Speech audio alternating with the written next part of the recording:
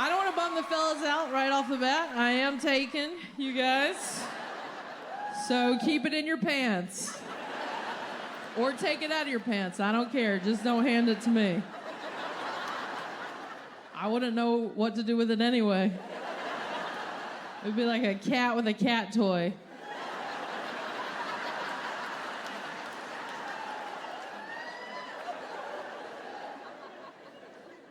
I got married to my awesome wife, Jax, in October of 2020. Thank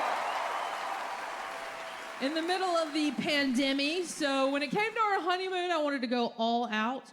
Jax picked the place. She wanted to go to the Maldives. A travel agent planned everything. I just showed up. I found out on the plane it takes 24 hours to get there. Yeah, that's a lot. I would have been fine with Chuck E. Cheese. So about 12 hours in this flight, I was like, you know what? I should learn something about the Maldives. I don't know anything about this country. And Jax had brought this little book of fun facts. So I start reading some fun facts.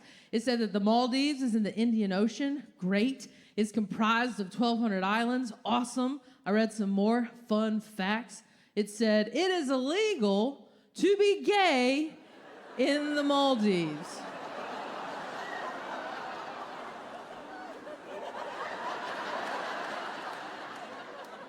I'm like, we're going on our gay honeymoon to a country where it is illegal to be gay. So I'm like, okay,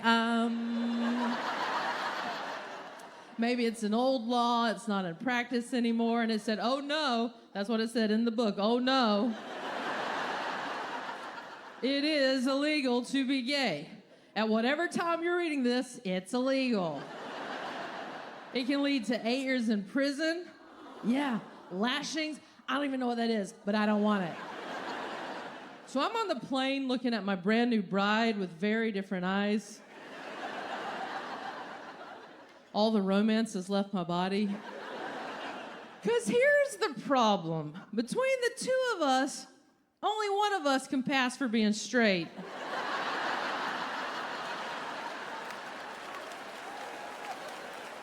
And the other one gets called sir every time she walks into a bathroom.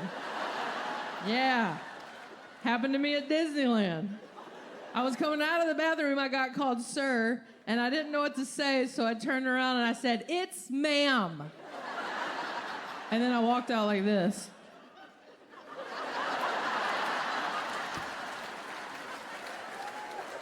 I can see how that's confusing. I was like, all right, I need to look at this itinerary. It said that 18 hours into this 24-hour flight, we actually have an overnight layover, and our overnight layover is in Qatar. Now, I don't know if you guys knew this, but it is more illegal to be gay in Qatar. It can lead to life in prison, floggings. Again, what is this? We've now landed. We're walking into the hotel. I'm panicked. And Jack says, listen, when you get nervous, you offer up way too much information. Now is not the time. So we have one room booked. We're filling out the paperwork, and the woman at the front desk asks, 1 bed or 2?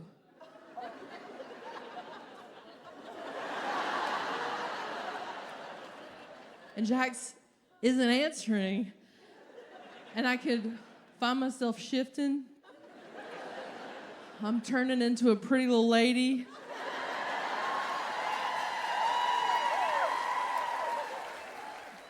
I said, we'd like 2 beds. I'm traveling with my cousin. We're going to the Maldives. Our husbands are already there. They were roommates and fraternity brothers in college. They just love going on these guy trips and playing golf and smoking cigars. We're just gonna have a little girl time. We're gonna get our nails done and go shopping. None of that gay shit's going on here. Jax is like, shut up. We get our keys, we run up to the room. I'm acting like there's cameras inside of the hotel room. I did, in fact, sleep in that other double bed. on the first night of my honeymoon. I slept in a nightgown, head-to-toe nightgown. I don't even know how that got in my bag. You just land in Qatar and a nightgown appears in your luggage.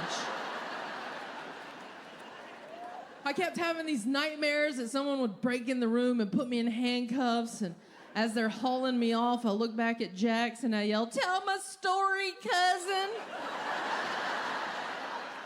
Next morning, we run to the plane, 6-hour flight, land in the Maldives. Then we take an hour puddle jumper to a remote island, and there's a woman from the resort on the dock holding a bucket of Heinekens for all the passengers. It's a very fancy place. Jax goes to reach for these Heinekens, and I go, "Ah, no, lesbian, beer, it's a trap." Ah! I flung it out of her hand and ran like a damsel in distress. Ah. I was like, oh my God, what if this island is just full of a bunch of gay booby traps? What if they offer us free Crocs? How am I gonna turn that down? I was afraid there would be a granola trail leading to a bottomless pit. I was like, I'm not gonna be able to swim all week because everybody knows I swim in a XXL t-shirt with the sleeves cut off and a pair of sweatpants. It's my lesbian swimsuit.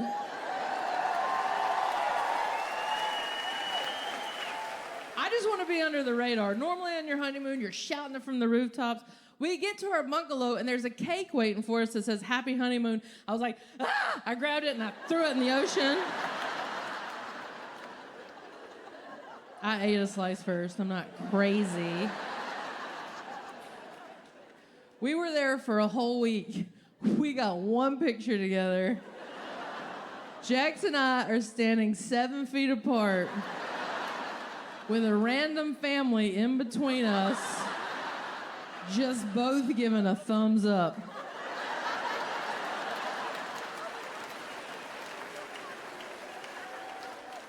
It was the least romantic trip of our lives. But a beautiful country. I highly recommend it to all of you non-gay folks. I'm learning a lot about marriage. Communication, very important. You have to learn how to fight because that is an inevitable part of communication. Now, if you are in a newer relationship and you want to figure out how each other handles stress, you should travel together because traveling is stressful. It is why Louise drove Thelma off that cliff. I told you not to eat my snacks.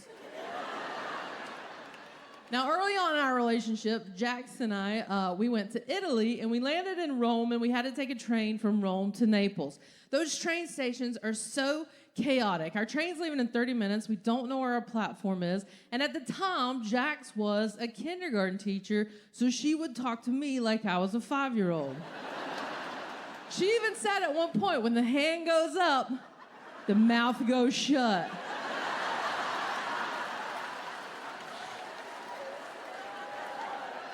And it works. So we had to figure out where to go, and she bends down, she goes, "Hey, are you listening? Hey." I'm like, "Yes." She said, "I want you to stay right here." Okay, stay right here and hold our luggage because you're a little bit stronger than me. I'm gonna go find our platform because I'm a little bit smarter than you.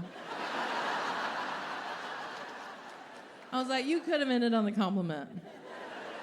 She said, "Whatever you do, do not leave." I'm like, I got it. She said, "Did you wash your hands?" "Yes." "Let me smell them." "No."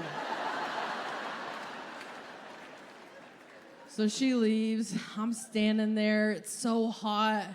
People are passing by me speaking Italian. They're like, "Pizza, pasta, meatball." Now I'm hungry. She's been gone forever, so I start showing people our ticket, and someone points me in the right direction. I'm like, I know Jax told me to stay right here. But I think I could be more helpful if I go to the train in the air conditioning, put our bags up. I can start eating biscotti and I'll text her where to go. So I leave this spot. Don't you turn on me.